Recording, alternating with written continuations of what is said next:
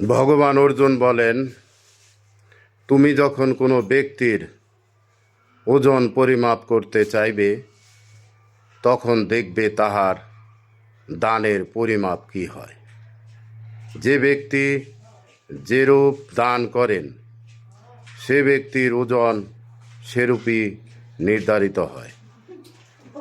অর্থাৎ যার যেরূপ দানের হাত সেই ব্যক্তির ওজন ঠিক সেই পরিমাণ। অর্থাৎ যে ব্যক্তির মধ্যে দানের প্রবৃত্তি নাই, যে ব্যক্তির মধ্যে দান করার অভ্যাস নাই, সে ব্যক্তির কোনো ওজনই নাই, ওজনহীন সেই ব্যক্তি। অর্থাৎ কৃপণ ব্যক্তি হচ্ছে সর্বাপেক্ষা হালকা, ওজনহীন ব্যক্তি,